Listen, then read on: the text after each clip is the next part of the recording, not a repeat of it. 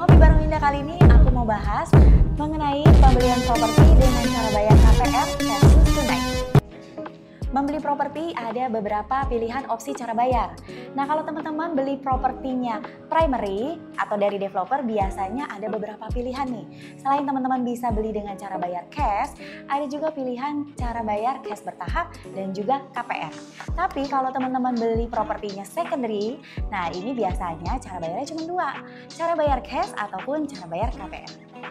Masing-masing memiliki kelebihan dan juga kekurangan yang teman-teman bisa pertimbangkan sesuai dengan kondisi keuangan dan juga tujuan investasi.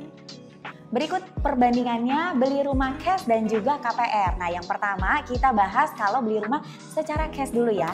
Keuntungannya yang pertama pastinya jadinya lebih murah karena tidak adanya beban bunga. Nah, secara total biaya semuanya menjadi lebih rendah. Yang kedua, keuntungannya adalah proses lebih cepat dan juga simpel karena tidak perlu melalui proses KPR pengajuan yang cukup panjang dan juga seleksi bank.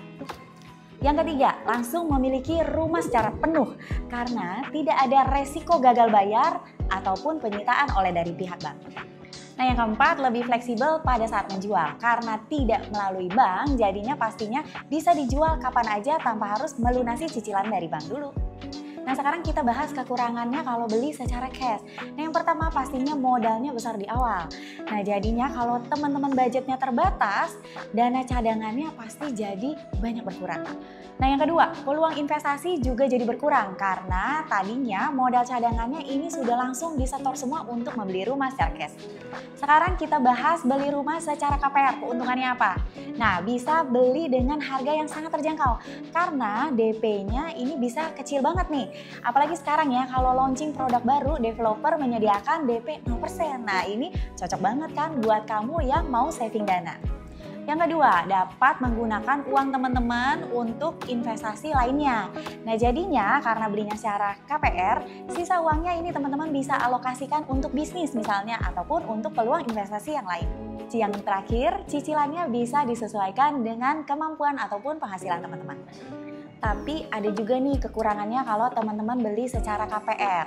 Nah, kekurangannya yang pertama pastinya harga rumah jadinya jauh lebih mahal karena adanya bunga yang teman-teman bayarin selama cicilan. Nah, ini kalau di total-total pasti jatuhnya akan jauh lebih mahal dibanding kalau teman-teman beli secara tunai. Lalu berikutnya prosesnya jadi lebih panjang dan juga ada persyaratan ketat dari bank. Contohnya ya, nah ini teman-teman pasti akan diverifikasi dulu apakah riwayat kreditnya ini baik atau tidak. Ataupun penghasilan teman-teman ini memenuhi syarat penghasilan atau tidak. Yang terakhir, pastinya ada risiko gagal bayar dan juga penyitaan oleh bank. Nah, jadinya kalau sampai di tengah jalan teman-teman ini mengalami kesulitan, nah bisa-bisa nih rumahnya atau jaminan propertinya disita oleh bank. Jadi, mana nih yang lebih baik? Beli properti secara cash atau secara KPR? Nah, menurut aku pilihan terbaik adalah tergantung dari kondisi finansial dan juga strategi keuangan teman-teman semua. Mau simulasi perhitungan KPR ataupun konsultasi properti? Langsung bisa kontak Winda ya. Bye!